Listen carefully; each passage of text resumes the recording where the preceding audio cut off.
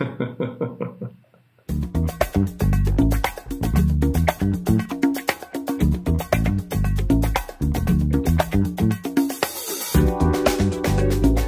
m'appelle Jean-Marc Siki, je suis conseiller d'orientation scolaire au sein du réseau Ton Avenir. Je suis basé à Marseille, donc j'exerce mon activité sur l'ensemble du Bouches-du-Rhône et aussi sur le reste de la France en visio et voire même à l'étranger, car j'ai eu le plaisir, par exemple l'année dernière, d'accompagner un jeune dont les parents étaient expatriés au Sénégal et ça a été pour moi une belle expérience.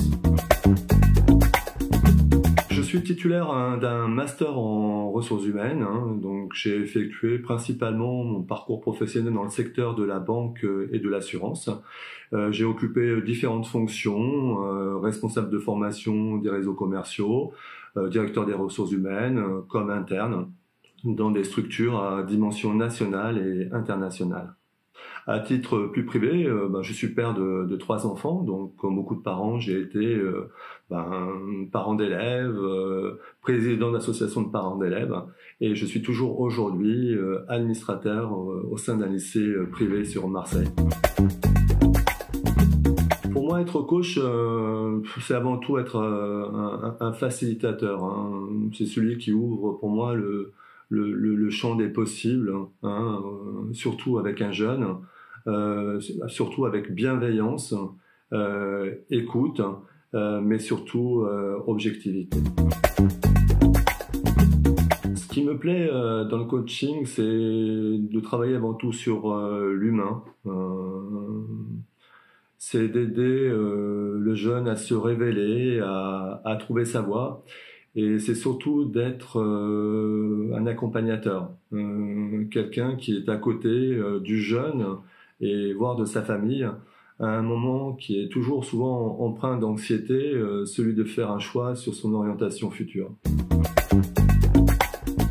J'accompagne essentiellement des jeunes, du collège et au lycée principalement, mais aussi des jeunes, des étudiants, soit en réorientation ou des jeunes actifs aussi en reprise d'études.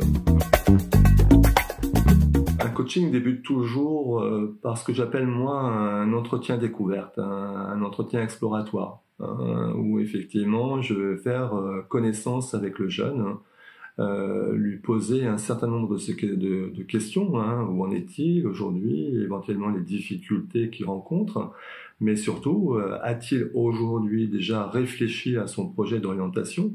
Celui-ci est-il déjà assez fixé, assez précis, ou au contraire encore très flou? En fonction des conclusions qu'on en tirera ensemble, je vais lui proposer effectivement un accompagnement personnalisé, dédié, qui va répondre à ses attentes. Donc si le projet est très flou, on va passer au départ par un certain nombre de tests qui vont me permettre de mieux préciser sa personnalité, ses motivations, et à partir des résultats et du bilan que je pourrais en tirer, je vais déjà, lors de la restitution, lui présenter un certain nombre de secteurs, de métiers, qui pourraient, sur le papier déjà, sans avoir échangé avec lui, pourraient lui correspondre. Et lors de cette restitution, effectivement, le jeune va me faire part soit d'un intérêt, d'un désintérêt ou d'une méconnaissance des secteurs ou des métiers que je vais lui proposer. Donc mon rôle va être là de lui apporter des précisions par le biais de liens, de fiches métiers. Et une fois lors du 3e ou 4e entretien, et où là on aura déjà avancé et précisé et peut-être voire même validé un projet professionnel ou un secteur, mon rôle va être à partir de là de lui présenter le parcours ou les parcours de formation qui seront les plus adaptés en fonction de sa situation, de ses résultats académiques, de son mode d'apprentissage, etc., etc. Et à partir de là, le jeune pourra, avec ses parents, lorsque les procédures d'admission, soit dans Parcoursup ou hors Parcoursup, s'ouvriront, ils auront là toutes les informations, tous les éléments pour pouvoir saisir leurs vœux.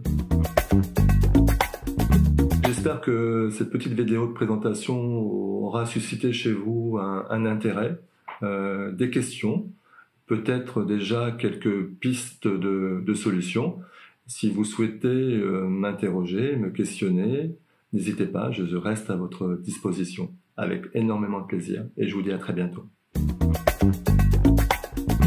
Si tu veux, j'ai un lien particulier avec l'un de mes chiens que j'ai adopté à la SPA, voilà, il y a 3 ans et demi. Et pourquoi pas m'incarner en lui, voilà. Lasciatemi cantare con la chitarra in mano. Lasciatemi cantare una canzone piano piano. Lasciatemi cantare perché ne sono fiero. Sono un italiano vero.